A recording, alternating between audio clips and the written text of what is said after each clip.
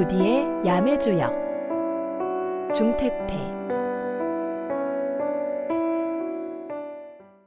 각 효의 변화. 중택태의 괴는 양의 효로 시작합니다. 맨 아래에 놓인 양의 효는 두려움 없이 한 발 내딛는 모습을 나타냅니다. 우리는 많은 경우에 있어서 서로에게 손을 내밀기 전에 자신의 행동에 대해서 그리고 상대방의 가치에 대해서 계산하고 의심하곤 합니다.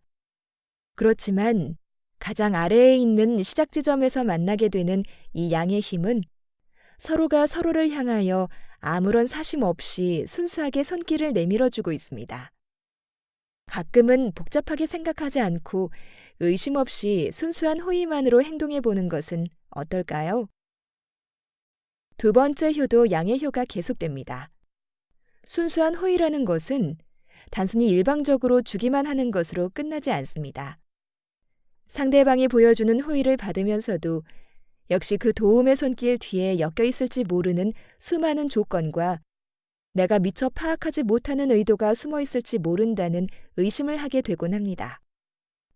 그렇지만 가끔은 상대방의 호의를 겉으로 보이는 그대로 믿고 순수한 마음으로 감사하게 받아들이는 것은 어떨까요? 세 번째 효는 음입니다. 앞에 두 개의 효를 따라서 내가 상대를 향하여 그리고 상대방이 나를 향하여 보이는 호의를 바탕으로 하여 서로 다른 사람들이 만나고 화합하게 됩니다. 그러나 아래쪽 괴의 마지막이자 새로운 괴를 맞이하는 위치에 있는 세 번째 효는 단순히 순수하게 만나서 기뻐하며 조화를 이루는 것을 넘어서서 이를 통하여 새로운 도약을 하기 위한 기반을 닦는 모습을 나타냅니다. 그렇지만 아직은 서로 간의 힘의 균형을 맞추고 새로운 기반을 닦기 위해서 노력하기보다는 조금은 더 지금 이 순간을 즐겨보는 것도 좋지 않을까요? 네 번째 효는 다시 양입니다. 아래쪽에 두 개의 양의 효가 서로를 이끌어서 하나로 뭉치는 힘이었다면 위쪽에 있는 양의 효는 하나가 된 뒤에도 남아있는 각자의 개성을 나타내고 있습니다. 하나로 화합하고 조화가 된다는 것은 기쁘고 행복한 일이기도 하지만 거기에 너무 힘을 쏟아서 자기 자신의 개성을 잃어버리게 되어서는 안 될 것입니다.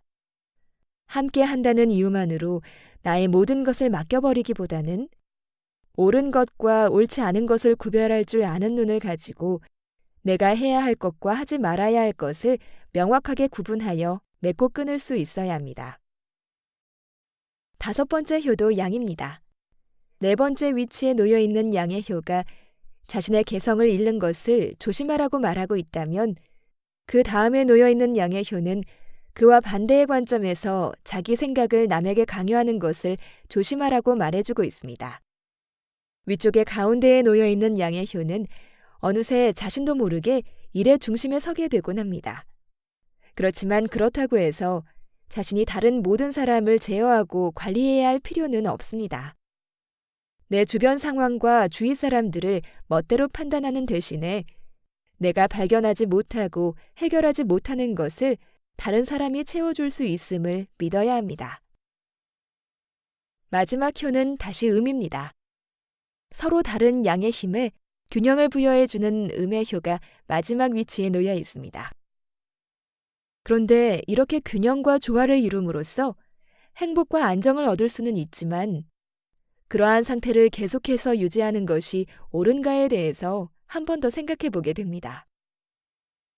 연못과 연못이 모여서 그 내면은 더욱 깊어질 수 있지만 그것으로 모든 것이 완성되는 것은 아닙니다.